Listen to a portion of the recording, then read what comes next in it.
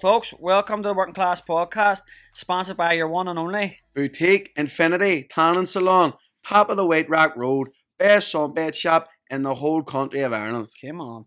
And our next guest is a lady called Margaret from Lisburn, and Margaret has been born blind with 0% vision. So Margaret has never seen anything in her life, and it's a different type of podcast, so I hope you enjoy it. We release one a week, Margaret. Very good. And you see, when you're talking to me, Gavin, yes, because you're here, yeah. Do you want me to be in the angle of you just the camera, or do you want me to turn to you? You just talk to us. You talk wherever our voice, like we think we are. That's fine. Because you don't even look at a camera. You just imagine they're not even there. It's the more important this mic in front of you here. So no, well, I'm just thinking of being natural. Do you need me to turn to you, or can I just sit like I'm just sitting here on the sofa, just having a wee chat? Whatever. If you want, I sort of like where you are now. I would.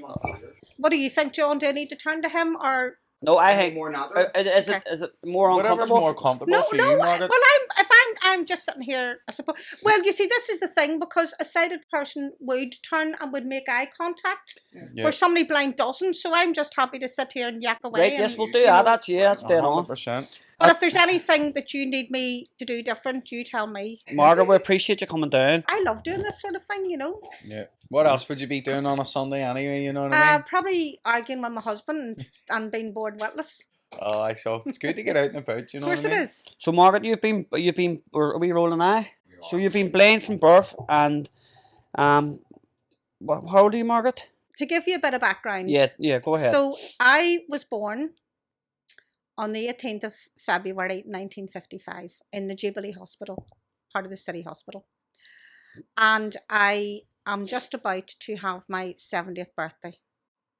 When I was born, I was about the size of a bag of sugar. I was born prematurely. So my eye condition is called retinopathy of prematurity of birth, which means that I was born very prematurely. I was 2 pounds 12 ounces. You could have held me in the palm of your hand. And my twin brother was 3 pounds 1 ounce. Back in 1955, when I was born, they couldn't regulate how much oxygen to give. So most people of my generation that would have been born around that time lost their sight because they were given too much oxygen. They couldn't regulate. Too much caused blindness. Too little oxygen causes brain damage. So it's not a genetic condition that can be passed on. So because I was given too much oxygen, obviously that led to me being born totally blind. So I have no sight. I can tell when it's light. For instance, I can tell when it's nighttime, when it's dark. I can tell when it's daytime. But that's all I would have. I can't see anything else. But the way I look at it is, it might have cost me my sight, but they saved my life. So I'm just about to have a big birthday. This episode comes out the day after your birthday. So is it? No, we're out. This episode's out on the 17th, John. Yes. Your birthday's 18th. My birthday's the following day. Liam will be up with your cake. Oh, well, I hope so. 100%. You will, all right. I'll sing you a wee happy birthday. It's a good good milestone to hit. Do you think, Margaret, because obviously in those days, I know the technology and stuff wasn't great, but like surely in a way it kind of was a fault of the doctors too for giving too much oxygen to the children. Do you believe that maybe like With a different doctor, do you think? not even a different doctor, but like you could have done like a lawsuit or something against them. There's a lot of children or like a lot of parents, I'm sure, who maybe would have felt the same way as your parents back then. Like I'm surprised there wasn't like a big case or anything about it, if you know what I mean. I suppose, you know, back then it was a different generation. We live sort of in a generation now where everything's like, oh well, we'll sue you and counter sue. Back in those days, It wasn't really people like that. they didn't think like that, you know. And I think I think I don't think it was fault, Liam. I wouldn't use that word. Yeah. I think the knowledge wasn't there. And if you're told like your child has, you know, maybe a very low percentage of survival, I think, I mean, I was only about three months old when my Dad noticed, they didn't even know up to that point that there was anything wrong with my eyes, because my daddy noticed that I wasn't noticing things like my twin brother was, so I wouldn't have followed his finger, or I wouldn't have followed, wouldn't have made Yeah. eye contact, and he was adamant that there was something wrong. And like back in the day, my grandparents, I mean, they took me for private appointments to the top eye consultants to see if there was anything that they could do, and back in those days, like, that cost them everything that they had, Yeah. because there wasn't the money. But So does the NHS not try it, but they not be trying to do that for you, or do they just? well, back then, you see, the NHS too was very different as well, because again, I think because my mum and dad wanted to try and get some kind of diagnosis, as to what the problem might be. But you see, then again, back in the day, I can remember my mum telling me this. She went to like an appointment with my dad. They were told, your child's going to be blind, and she said she cried, wheeling me all the way home in the pram, because she didn't know what my life expectations would be. Would I have a normal life? What would life be like? And I do think that, like, nowadays there's counselling and things for parents, and but you see, back in the day, for my parents Yeah. and other blind people that would have been born around the same time as me, there was nothing. You were told your child would have to go to blind school, and you were told you'd have to get on with it. Yeah. No real resources or anything in those times, like compared to nowadays. No. And the other thing that came to light was my two aunties had emigrated to Australia, and that was something that my mum and dad were planning to do. And even though my two aunties lived in Australia, my parents were turned down because of me. Is that right? Yes, because they said that, well, the Australian authorities back then said that they couldn't take the risk of my parents emigrating with a blind child, because if anything happened to me or happened to my parents, then I would be a liability on the state. So in other words, the state would have to keep me. Right. Now, even though my two aunties were willing to sponsor me, that didn't make a damn bit of difference, because if anything happened to my parents, my aunties would have looked after me. It was But like the government's decision. if it's a government's decision, I don't know what it's like now. So therefore, we couldn't emigrate, and that was another stumbling block, because I know it's something my parents would have been interested in doing. But then again, I was quite young then, and for to say you'd be a liability on the state, like, they don't know whether that child is gonna be able to go out and work, have a good education, and I from my teenage years, I always said I wanted to make something of myself. I didn't want to be a statistic. I wanted to get a good education. I wanted to work, and I wanted, just because my eyes didn't work, it didn't mean that my brain didn't. Margaret, can I ask you? So, see, right now, you obviously have no perception of the color black. Do you see what? Can you explain what you're seeing? Like right now, are you just seeing So nothing? I just feel the light around me. So you can't. So I don't have any perception of colours. Now, there are certain colours. Black would. Now, I would think of black as, it's a dark night, for instance. Yeah. So black, yes, conjures up the darkness to me. Yellow conjures up The day. the sun coming through, the sort of daylight. Blue, I maybe think of the sky or the sea. But red, I would think of a roaring fire and the flames coming up. Right. But if you were like to say to me, what colour goes with what, I wouldn't know. It wouldn't. Some colours you can conjure up things, but no, it wouldn't mean anything to me. See, because you've never been able to see anything. Do you have dreams? Oh God, yeah. You do? But I do. Oh, you have dreams, yeah. But again, some people say that you dream in colour, but I don't necessarily believe that you do. But oh yeah, you do dream. Would you see things in your dreams? Like, if you know what I mean? Like, it's hard for me to explain. If I do, Liam, I don't remember that I do. Yeah. But I know some blind people have said that they do. So see when you like wake up from like, so when you go to bed and you wake up in the morning, do you like, is it just the same color from you when you're sleeping till as you've woken up, if you get me? So as soon as you wake up in the morning, is that the same as your sleep? Does It'll probably does that be make darker sense? when you go to sleep Well, and you it's feel the well, light well when you you see, wake up. when you go to sleep, yes. So when you go to sleep, you know, yes, it's darker when you go to sleep, yeah.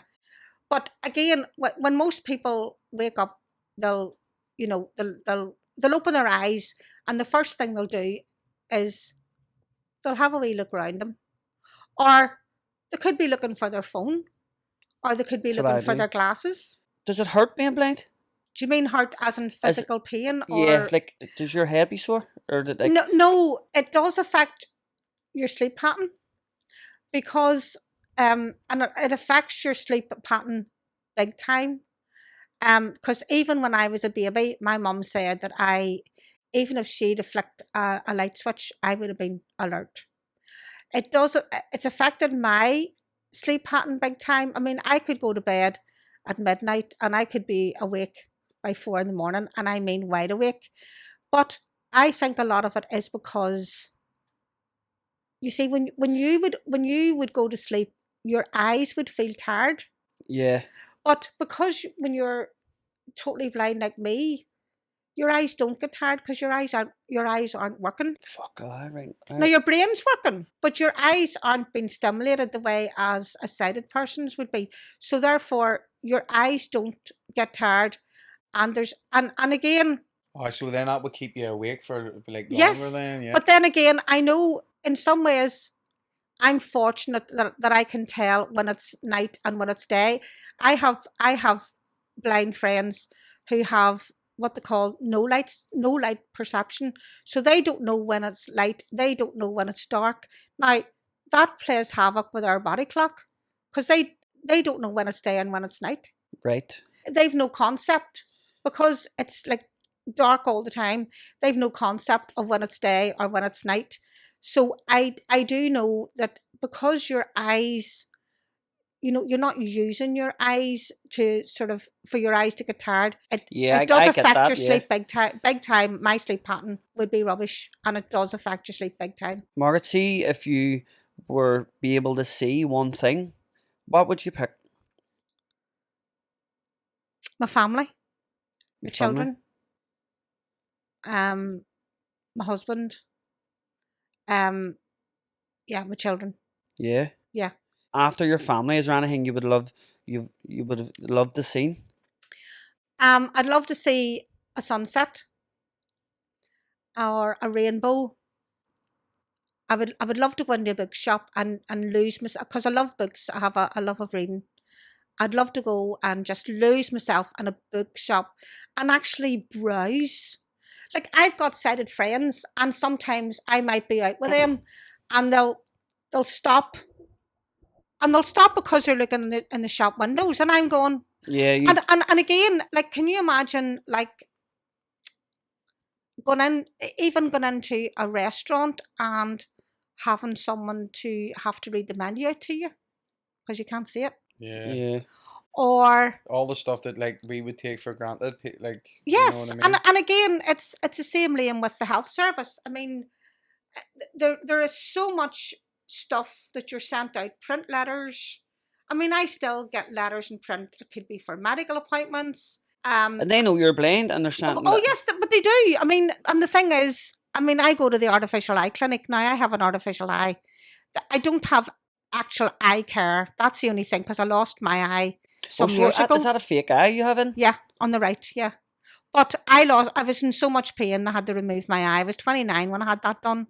But you still get print letters asking you to come for an appointment, which is so frustrating, because your dentist can text you, can you come in for your appointment? Your phone can And read this it. is what organisations like the RNIB they're fighting to try and make information more accessible for blind and partially sighted people. Partially sighted people might want things in a bigger font size.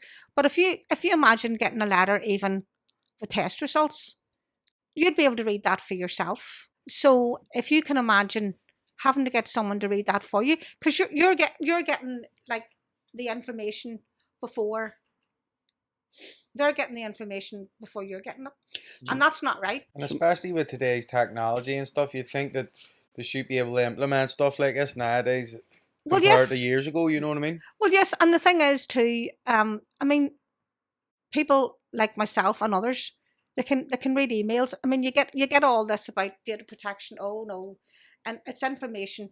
We can't send it out to you because it's all to do with data protection. But again, That makes your life a wee you, bit you, harder, you, doesn't it? no, you can read. You can get information in an email. You can read it for yourself. Why should you not be able to read it for yourself? Mhm. You should be. It's the thing is, your health is your business. It's your right to get that information. And again, you shouldn't have to get someone else to read something out to you. You should be able to do it for You should yourself. have the right to Mark- do that. Yeah. Margaret, see, so for anyone watching, being blind hasn't so stopped you from living a life. You have a husband, you've 4 kids. So yeah, my husband is also blind, and now he did have some sight, although as the years have gone on, he lost it. But he was taught to learn Braille at an early age, and he's glad that he did learn it because he would have been able to manage big print. He can't manage that, but he was glad that he was taught to learn Braille. So yes, I have 2 sons, 2 daughters. I have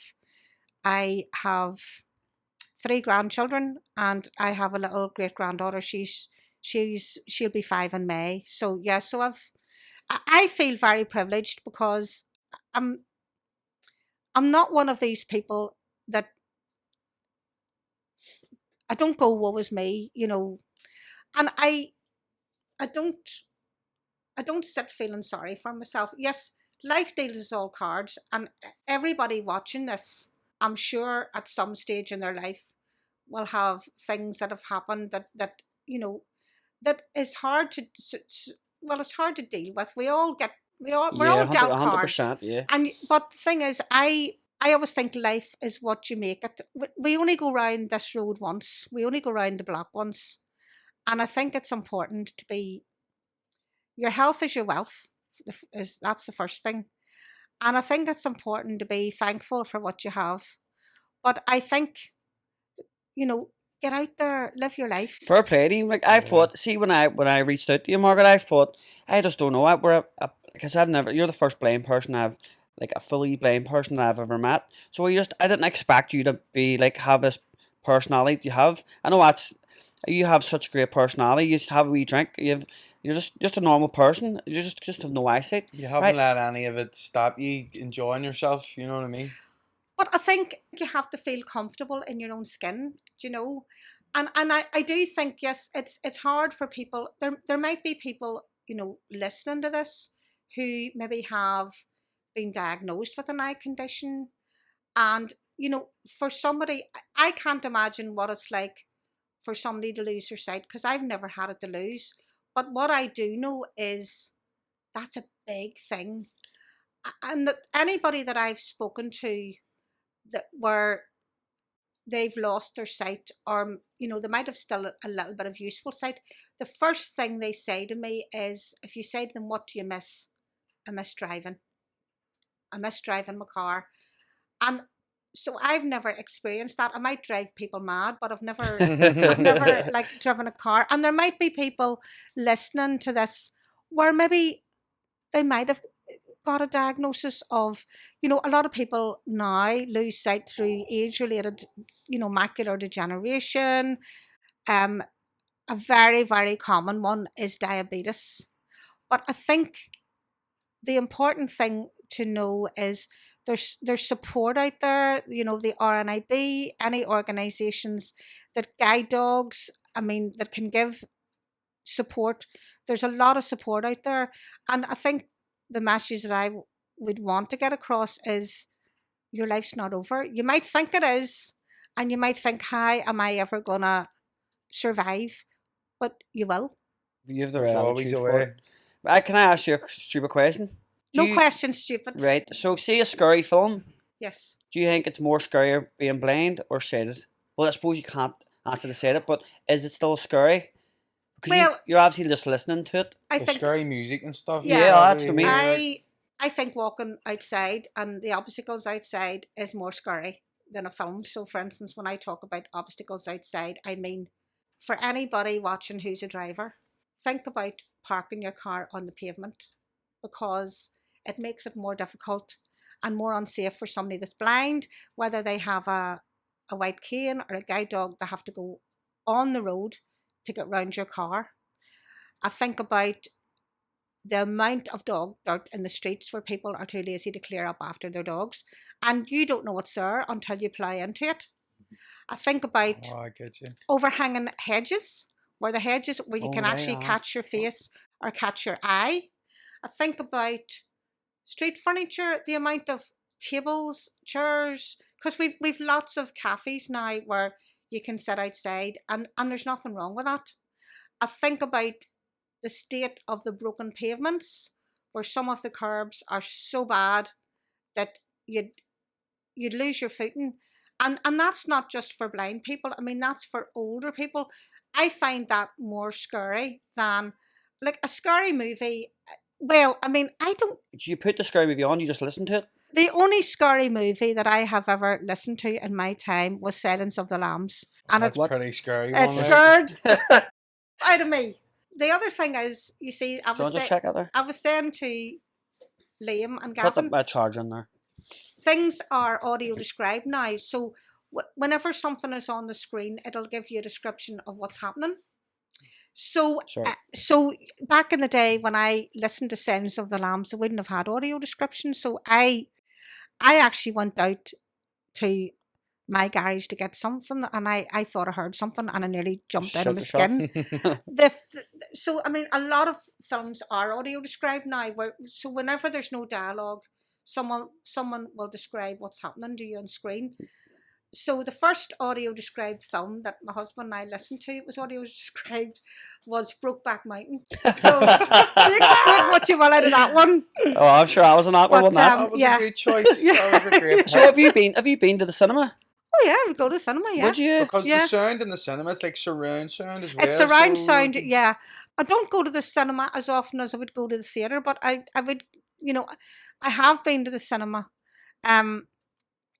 But they also have audio description in the theatres now. So for instance, the Opera House, they have audio description in there. So again, when things are happening on stage, someone will tell you. And they have it in the Lyric Theatre is another theatre where they would have it. Now they would only have it for certain shows. They had one in the Opera House a while back, the Full Monty. And they also, I also went to see, now it was a musical, I went to see it in the Odyssey, it was the Les Miserables.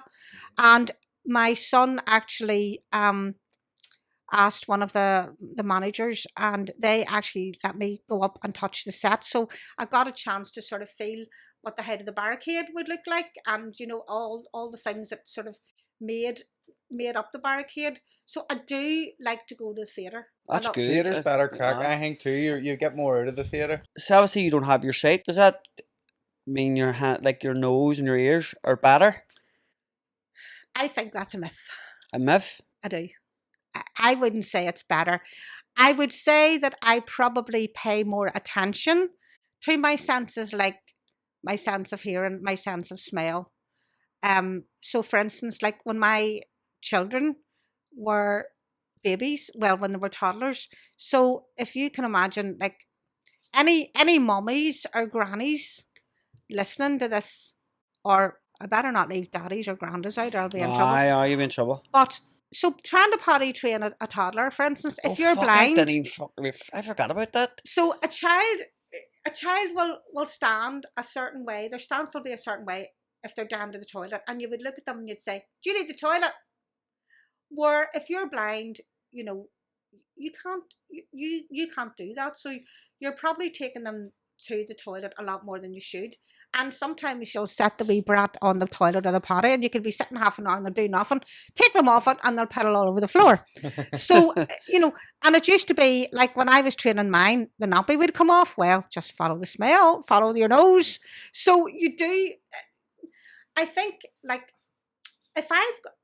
so for instance, if I have a cold, or when I had COVID, so I lost as others Oh, you taste and did. smell. Your taste and smell. Now, to me, I was totally bereft because those are senses that I depend on. I did not know what you could have sat dog food down to me to eat, and I wouldn't have known the difference. Jesus. I would pay attention to a lot of things by your taste, by your smell. You know, if you go into a nice restaurant and like when I traveled to India some years back, and you could smell all those different spices and all the different. So What did you think in this? Did you? I loved it. Did you? I loved the people are so. I went to Kerala, which is in the south. Is that where Yes, the, and the, the the people Taj are Mahal is? Taj Mahal in India, isn't it? Yeah. Yeah, but I was in Kerala in the south, and the people were so gracious, and I think you even to smell the sea and the saltiness of the sea. So if I lose those senses, I feel lost. The same as so I don't think sighted people pay enough attention. I think you all take for granted. For instance, Definitely do. 100%. your Yeah, sight, just your speaking to you sense here. of touch, for instance, you probably don't think. Now, my sense of touch is my eyes because everything that I do with my hands. I read with my fingers. So my sense of touch is so important to me. That's my eyes, my sense of smell, my sense of hearing, my sense of taste. So I think, sometimes I do think that people don't pay enough attention to them because you know they're there, but you're probably not aware of them Yeah. as much as what I would be.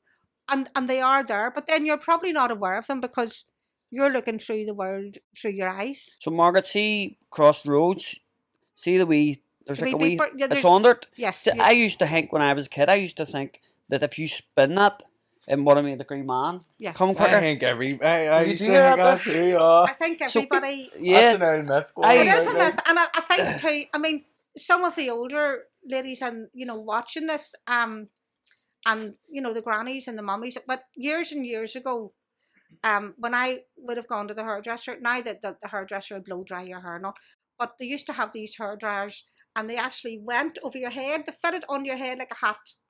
And it came over your head and you sat under the dryer. Some of the mummies and grannies maybe were getting a wee set or a wee perm. I used to be terrified of those because I used to think if they put one of those over my head, I'll never come out of it. But you see, again, it's a visual thing. So because you can't look at something, you get this perception in your mind of what it would be. But one time I did put my head under the hairdryer and I thought, Jesus Christ. that wasn't scary. Oh, No, no, right. that wasn't scary. It's more like the It's heat, more because isn't it? because I couldn't see. When you can't see something, you can look at something and you think that's not too bad.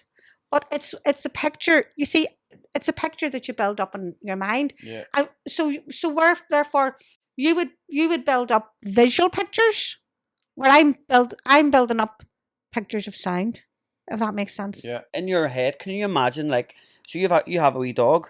Can you Yes. imagine by the feel of it what he looks like, or can you not picture what that is? Because I know he's I know he's a tanny. I can't imagine his colour, but I know he's tall and he's lanky and he's lean. He's a lurcher.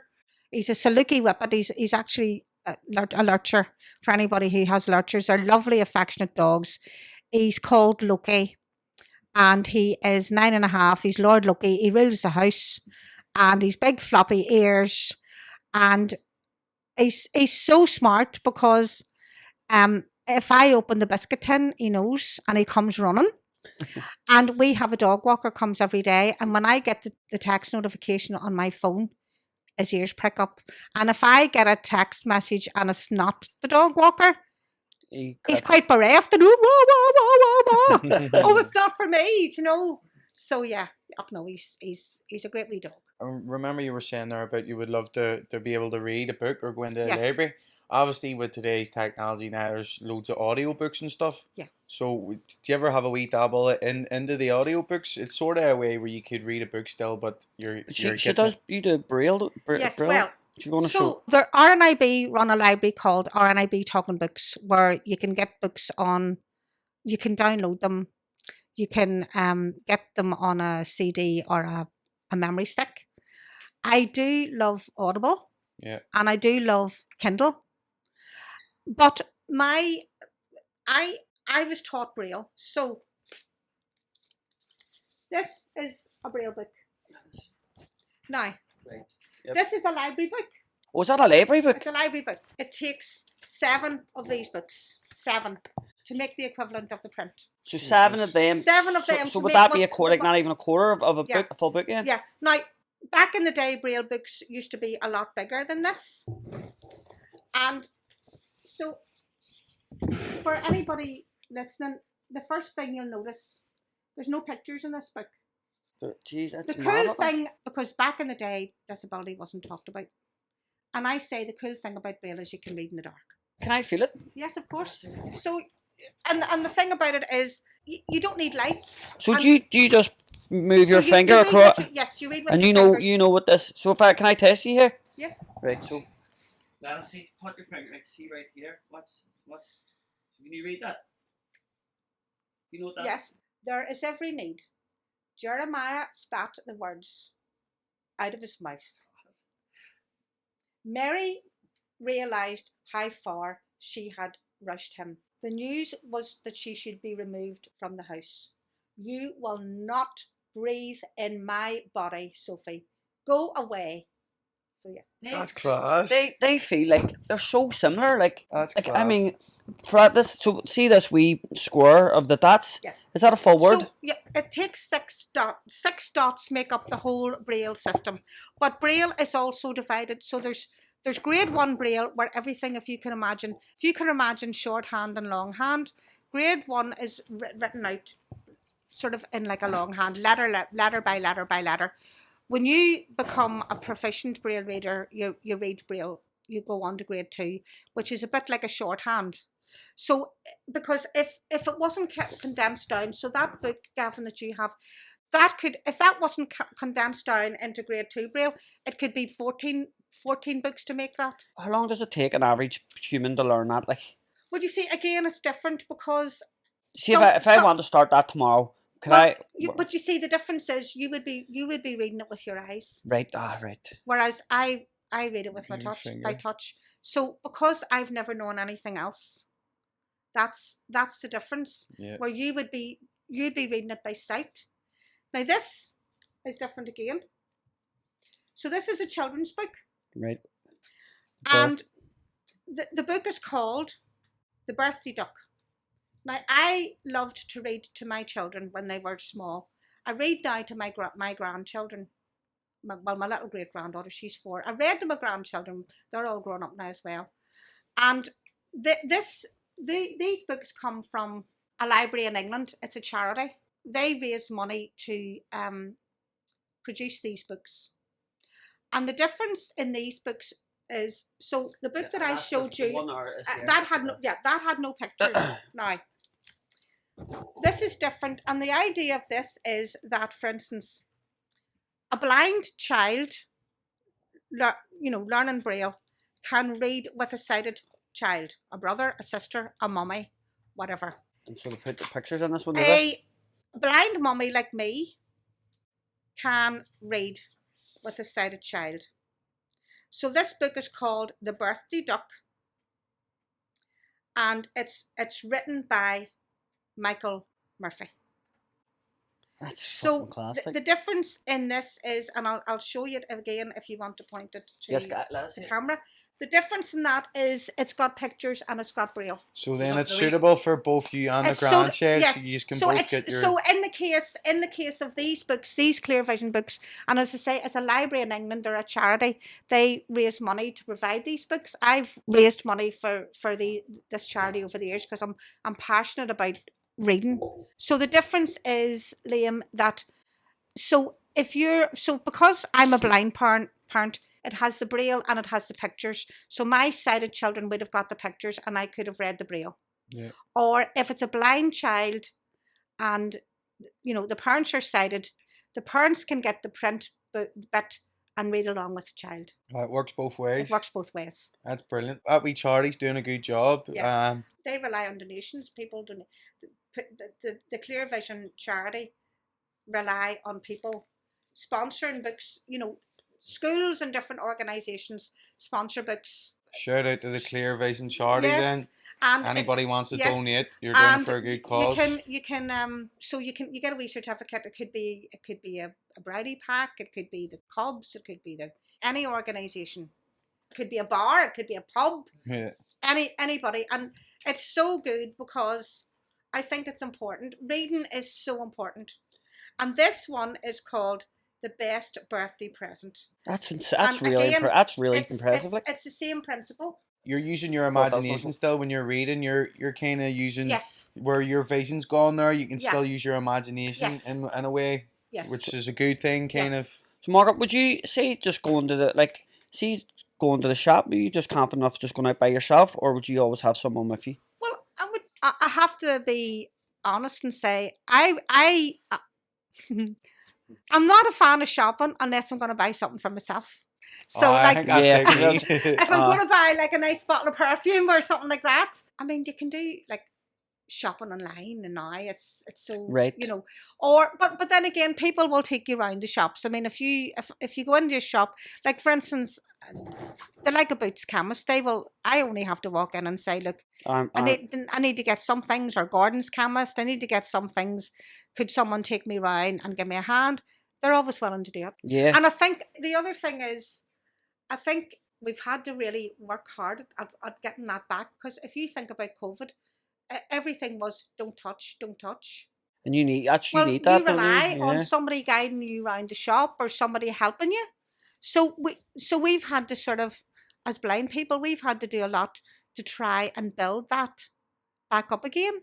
Yeah. Because obviously, you had all the social distancing thing. 2 meters. I mean, even, singing, I sing in the choir and everybody had to be 2 meters apart. You were saying she was singing first on the way down the So, car, weren't you, Margaret? it's, Very good. so it's, I haven't built that up, Can I ask as well? So, see, in mornings when you're getting ready, how do you know your outfit matches? I don't. So You do you just wing it? Do you? Yeah. You do. Well, Just you go look with- nice today. You just go with I try whatever's and comfy. I have to say, it's not the first time that I've gone out with a black shoe and a brown shoe on. Because maybe I'd once turned up at my choir with a purple top. I have two tops the same. I turned up wearing a purple top when I should have been wearing a red one. So somebody had to put a black scarf around me because we were singing at an event. But 9 times out of 10, I try and hang things in a certain way so that I know, What's what? what's what. Yeah. Or when my children were babies and whatever, I would have put a clothes peg on a wee coat hanger so that I knew, right, that's an outfit that goes together. But most of the time, I would wing it and hope Wow. that'll look all right. Well, you look nice today. Aye, you are looking well. I'm gonna try and if I try and describe myself, what I look like, would you be able to picture me? No. No. No. Well, I was going to tell you I was good looking there, but sure, that's out the window. Well, I'm 5'3", so if that you wouldn't Well, understand. no, you're not that size. tall. Yeah, You're not yeah. that tall, yeah. That's all, and I've an alright beard. So I'm more Would like, Liam, would you be taller than A wee him? bit taller than A wee Gavin, bit- I'm still a bit. I'm not the tallest fella in the What world. about like, John? Would you be? we're all the We're all same midgets. size. You're all We're wee the same midgets. size. Nothing wrong with being a midget. Good things come in small parcels, you know. Right. So, Margaret, do you have any deaf friends? I do have some friends. I know of some people who are deaf, and I always, even when I was growing up, I always felt, I mean, being blind, yeah, it's not good, but to me, I couldn't imagine myself living in a world of silence, and I always felt that deafness, although you can see around you and you can look around you and you can drive, to be in a world of silence, I can't imagine that. It I would be just think scary, it not would. to be able to sort of have like a deaf person, yes, can walk into a room and look around them, which a blind person can't do. But you just can't engage somebody in conversation. But then the thing that I suppose that blind people like me miss is you don't have eye contact, so you can't look across the room. Maybe you're going into a bar and you're trying to find Gavin or John or Liam to buy you a drink. Oh, you're not finding And us. so and you're thinking, you can't look across the room and think, oh, there's John over there, I'll walk over to him, or there's Gavin sitting. So I think eye contact is crucially important, but we miss out so much on body language Yeah. because, as you said there now, you can't tell if somebody's avoiding you or wanting to avoid you. Or I've been out maybe sometimes and people wave over to you and, oh, Margaret, what about you waving over to you? Are you You sure? walk past them because you don't know. You can't. And they think that you're ignoring them. You're not. Just people actually. It's because you can't see them. And it's about also, it's a myth again. Like people think all blind people will recognize somebody by their voice. I mean, somebody spoke to me the other day and I had a blind friend, and if anybody walked up to her and said, do you know who I am? She would have said to them, if you don't know who you are, how the hell do you expect me to know? You know, and I had a recent experience the other day where I hadn't seen this lady in years, and she came up to speak to me and she said, do you know who I am? And I just could not place her voice. So again, I think it's a bit of a myth that people expect You get that blind one. people to recognise their voice. You might have seen them in 20 years, you know. Yeah, But that's you, true. do you get that one? Do you want to feel my face? No, touch my face. Yes, people say it to you though. Oh yes, it's been said to me, but I most certainly don't. I know. I know. You know, that doesn't do anything. How a person comes across to me is you can hear the warmth in their voice, or if they come across a bit brusque or a bit offhand, you can hear it in the voice. You can judge it a wee You can bit, judge yeah. it. The great one is where somebody holds out their hand to shake hands with you. And you're sitting with your hand there, and you're not shaking hands with them because you don't realise they're holding out their hand to you. So, but then again, you see, that's about making eye contact. You know, it's about making eye contact and you know, spotting that straight away. Whereas when you're totally blind, I think eye contact, you miss out on so much because you can look across the room at somebody, or you can make your way. I find big gatherings like weddings and parties are hard as a blind person because you can't always see who's there. There's that many people. I didn't mind those, yeah, and I didn't mind those things when I was younger, but I must admit, as I've got older, I find it more difficult now. Because you don't know who's there, and you might be missing out on talking to people because you don't know they're there. Well, that's So understandable. yeah. Like, So would a lot of your friends be blind? Yes, but I have a lot of sighted friends as well. Yeah. see, when you went to school, Margaret, was your class just like a blind class? Everyone in your class in school? So my school, Liam, was Jordanstown. So when I went to school, Jordanstown, my school was in Jordanstown. It started off, it used to be in the Lisburn Road, and then they built a new school in Jordanstown. It's not there anymore. It was all knocked down and sold. But my school would have been for the blind and the deaf. So we would have had deaf people there as well. And we would have had blind people, and we would have had partially sighted people. And when I say partially sighted people, so there are people who are registered blind, and there are people who are registered partially sighted, and that means they can manage large print. Partially sighted, they've got useful sight, if you know what I mean. Yeah. So that my school would have been for, but then it would have been for the blind and the deaf. But then I left there. I went to college in England. And Fair play to you. it was for blind. Well, but then again, if you think about it, like back again when I was born in 1955, there were little blind children, maybe at the age of 4, and they were sent to what they called the sunshine homes, and many of those would have been in England, and their parents would have been told, oh, that's the place where you send your child. They'll help them. Can you imagine like having your 4-year-old child having to leave you? But then again, parents didn't question things then because you didn't question authority. I mean, that wouldn't happen now, you know. Yeah. So when I was 16, I had to go to college in England because there was nowhere for me to train. So I went to a college for the blind in England, and then I came back, and I did my typing exams in the College of Business Studies, and I wanted to take my typing exams. I wanted to finish off my course. And I had a teacher who she'd never taught anybody blind before, but she said, I'm willing to give you a chance if you give me a chance. And she got me through my typing exams, and I will always be eternally grateful to her. See, a typist, is that a normal like a keyboard we would use, or is yours different?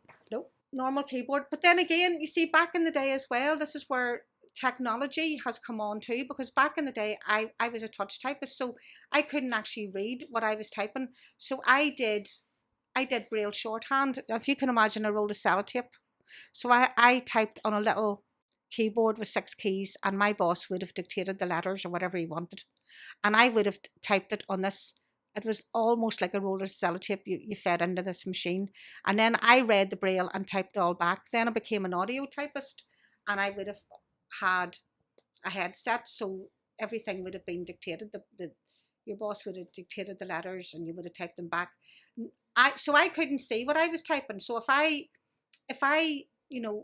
I had to rely on my accuracy. So for instance, if I got up to leave my desk, I would have had to say to a sighted person, can you tell me what was the last word that I typed, so that I could get back into the thread of what I was writing?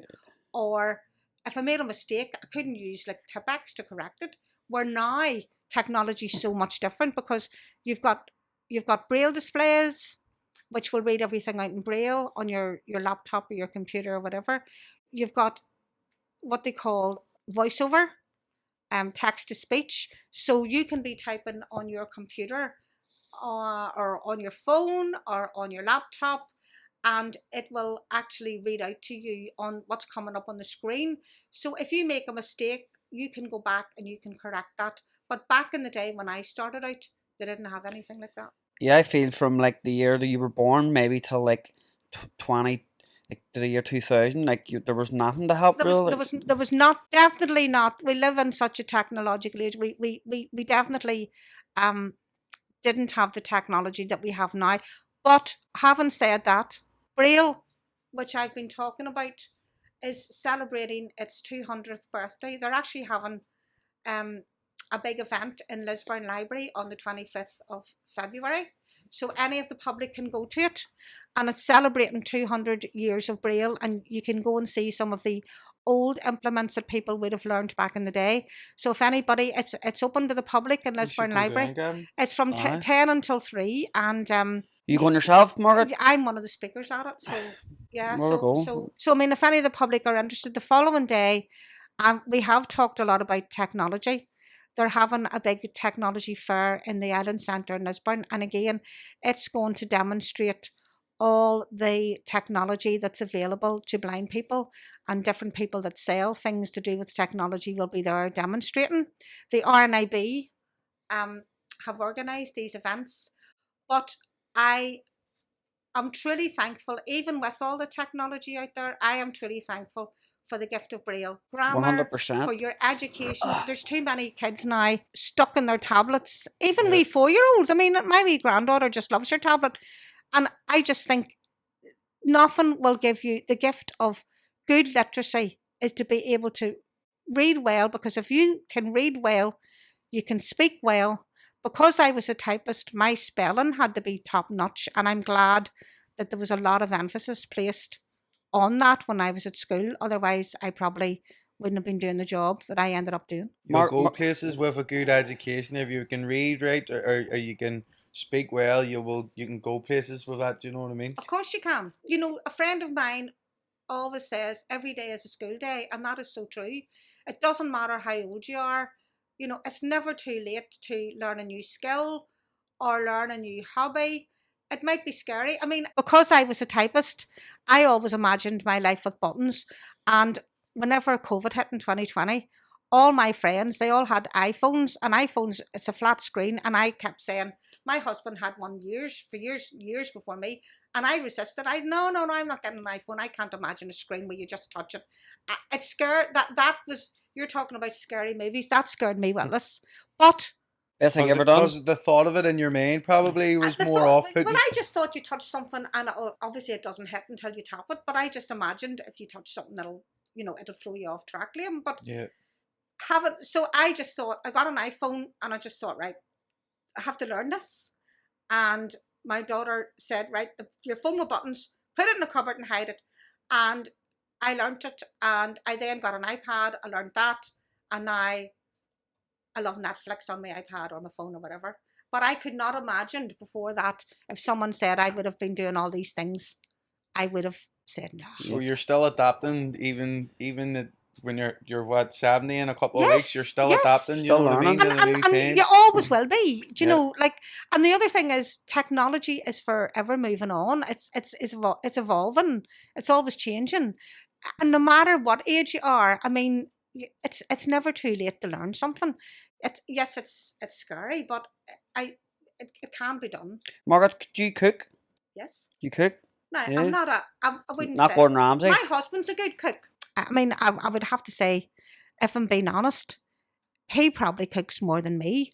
Not because I don't want to. I do cook. I mean, I made a good pot of stew the other day, Great. Should have sprung us some and down. there's none left. Sorry. And I couldn't bake to serve my life. I do know blind people who do bake. I'm no good at frying. I tried to fry an egg one time, and I got the spatula thing to go round and lift it out. You know, the egg lifter thing. I couldn't Yeah. find it. It was stuck to the bloody pan. I'm the same. I can't. So can't I cook can't either. fry to save my life. My husband, I mean, he's good, but then again, there's so many blind people now are using the like of air fryers, Yeah. Yeah. and like I have a microwave, so my microwave, the buttons speak. So for instance, there's buttons for setting it, and it'll say set for 10 minutes, so it'll speak to you.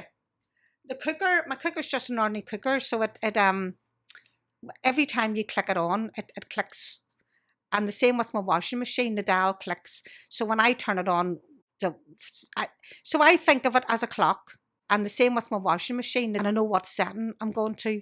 But I'm good at making like stew and soup, good old wholesome things. Oh, Yeah, aye. yeah. See, a cup of tea, would that be? Is Well, that I easy have a enough to wee make? liquid level thing that actually sits on the cup and it beeps. So when you're pouring the water in, it beeps to tell you that you've filled the cup. That's you know, handy. to the level that you should.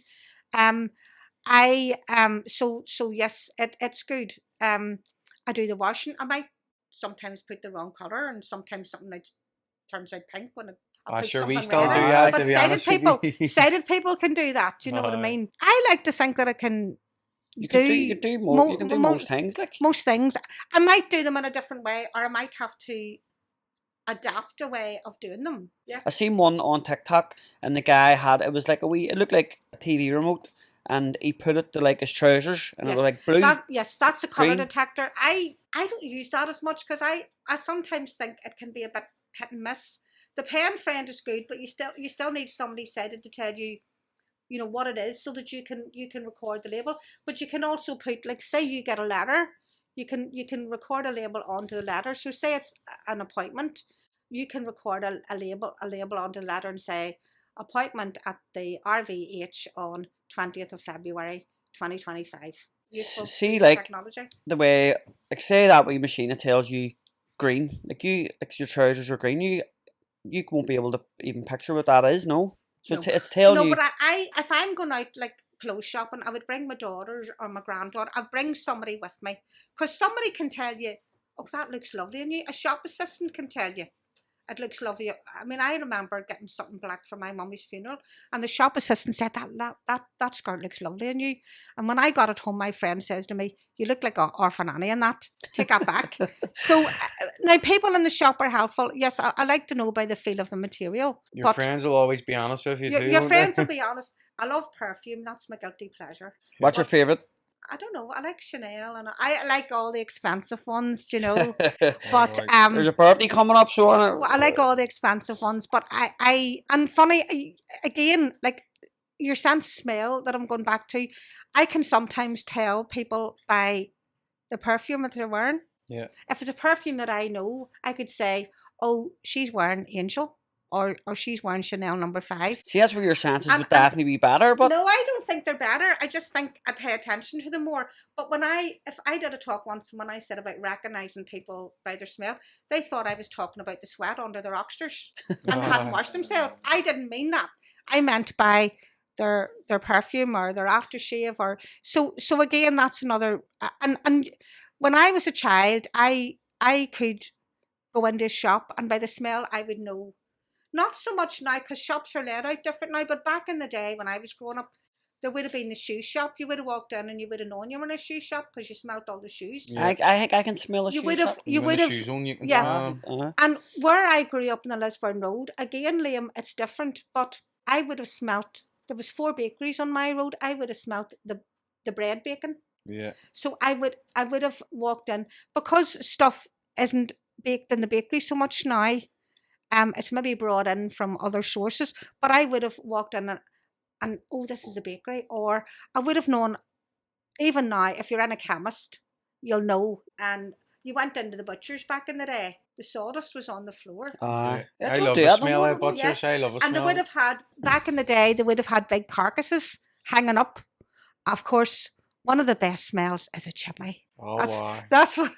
100%. What's your go-to meal in a chippy, You can't. Margaret? Oh, I like a wee passy supper. Pasty Great. supper. Yes. Curry or gravy? Curry. Curry, Making me pasty, hungry here. supper Or a wee with fish salt and supper. vinegar. Yes. Great. And again, there's nothing like eating chips out of the paper. Could you recall getting on your first plane, Margaret? Like the feeling, because obviously you can't see like at the windows and stuff, but you could feel it taking off. Yes. So the first plane I would have, my daddy, funny enough, worked for Shorts, and he used to take my brothers to watch the planes. Yeah. And the first plane that I got on was when I was 16 and I went to college in England, and that's the first time I was on a plane. The longest flight that I was on was in December 1973 when I went with my mummy and my daughter, who was only 7 then, to Australia. Australia? And I've been on What a is that, flight to 13 Australia. It's 13 pretty hours or long. Like, Yeah, I've been 3 times. Have you? Yeah, I've got cousins in Melbourne and I've got cousins on the Gold Coast outside Brisbane. I really want to go back. They'll probably be watching, Margaret, so maybe you get out there soon. And Australia, oh my God, there's so much. Even some of their animal sanctuaries, there's so much to touch, and there's so much to see. it's like a different world you- out could there, you- isn't it? Could you try and describe a kangaroo? Would you be able to? Well, this one was just pocket size, and it had just been born, and obviously they only let me in. Everybody else thought that they were getting it, but it didn't. They didn't get it. I actually arrived when I went my first trip to Australia. I actually arrived on Christmas morning, and it was so weird because the sun was splitting the trees, and Santa was giving like all the presents. They're to the different. children. They're different, aren't they? Yeah. They're You still Yeah. hear the Christmas music on the Oh, radio, yes, but yes. it's Um, sunny yes, outside. yes. That was my first sort of long haul trip. We stopped in Singapore for 3 days, and I remember Singapore was a very humid heat, and you could actually, there could be a real downpour, but then you could feel the humidity whenever the rain stopped.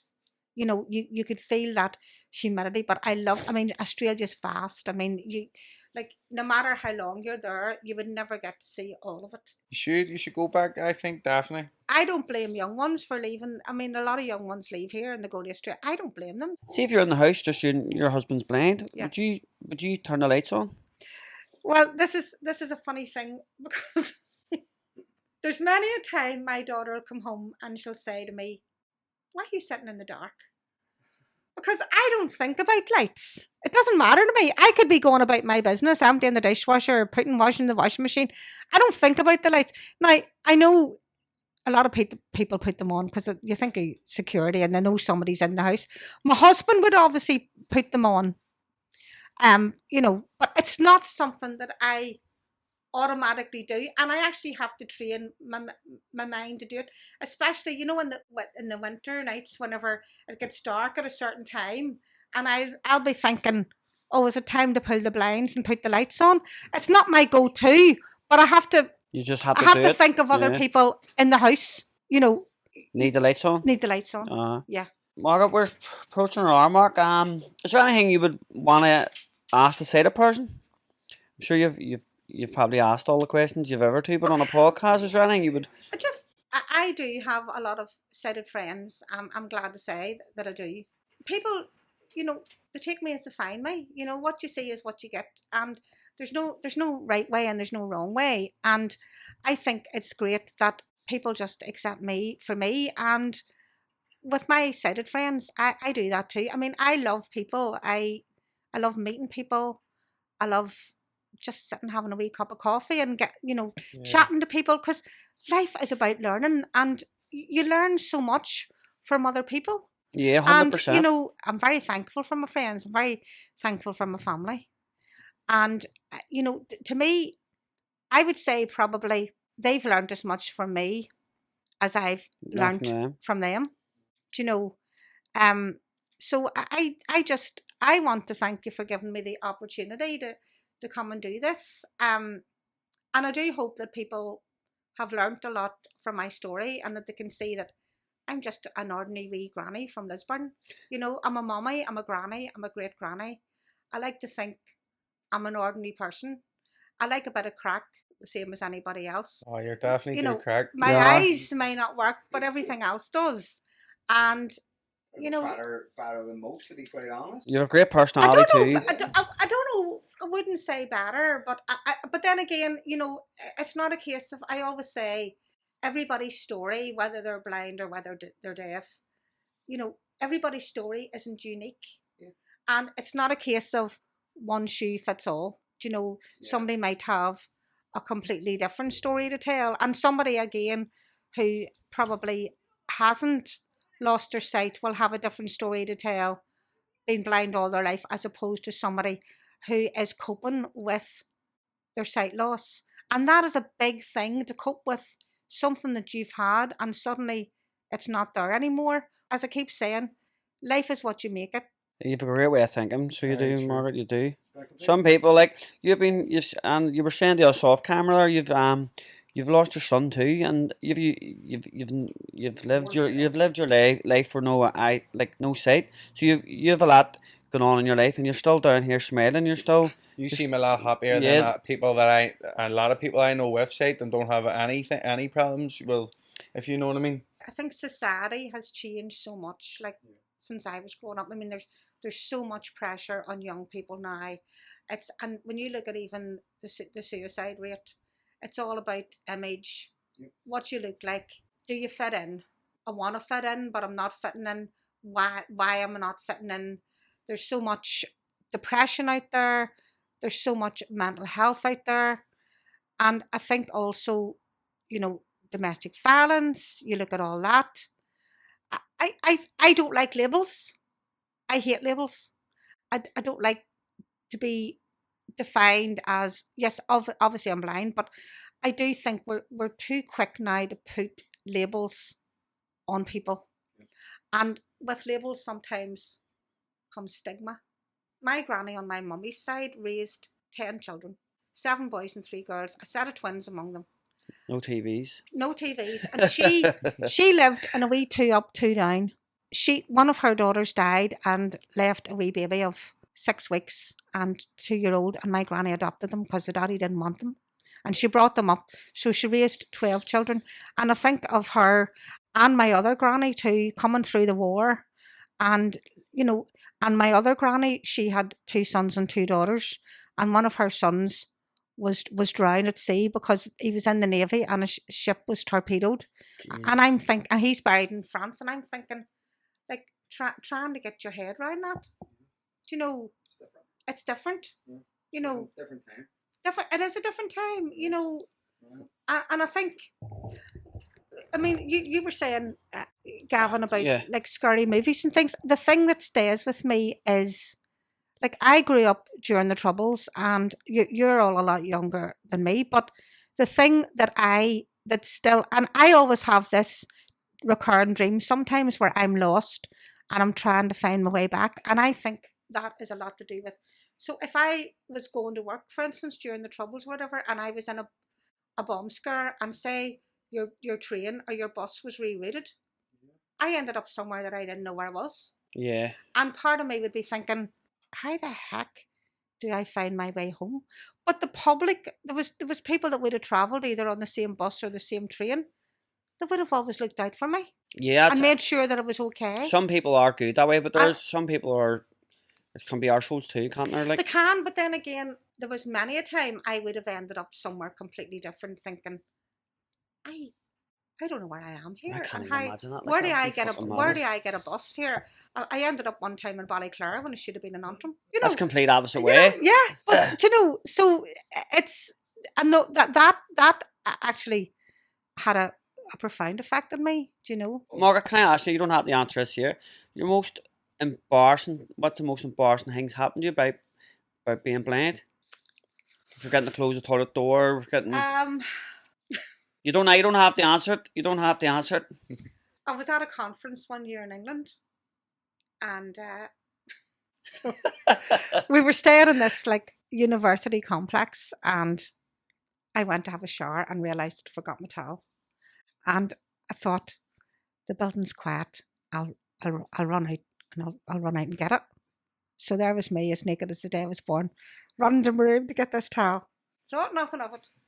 And the next day, this fella came up to me and he said to me, "Do you know there was somebody streaking round the building yesterday?" And I said, "No, I never heard a thing about it." And I didn't realise that he was talking to me. I clicked on when I thought about it, because I thought, I really genuinely thought, there's nobody in this place. Like, I'll be safe. I'll be all right. You started a trend, probably, Margaret. So you You know, started something. Yeah, and I actually, you were saying about Gavin having didn't know anybody deaf. I had a deaf friend, Oliver, many years ago, and we used to go out for lunch. And he was profoundly deaf, and we used to go. Sometimes he'd say, "We'll go away drive to Ballynahinch." Well, he had a CD of Patsy Cline, but because he couldn't hear it, he had it on repeat. So if I heard Crazy once, I must have heard it 1,000 times. And then he said to me, "Have you ever seen a stone ditch?" I says, "No." So he then wanted to describe this stone ditch to me. And so he did that. And then we used to go for lunch, and he would say to the waitress, "Now, you bring me the bill, because she can't see it. I'll sort the bill out." And I used to say, "No, you bring the bill to me, because he can't hear what you're saying." Yeah, that's like, ever watch It worked both ways.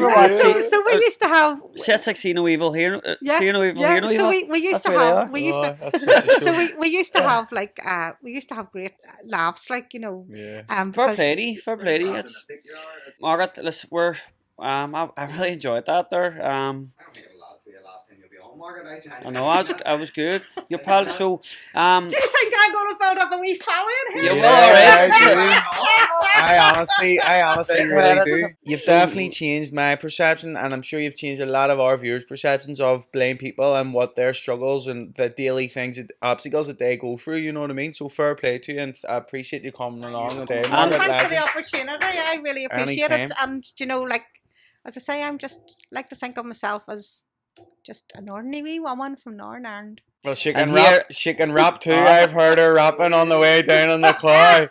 Better bars and half. if anyone sees her, if anyone sees her about the road, be sure to say there about the podcast and how well she spoke, because And don't wave at me, because I'll not see you. Thank you very much. Brilliant. Thank you, Mark.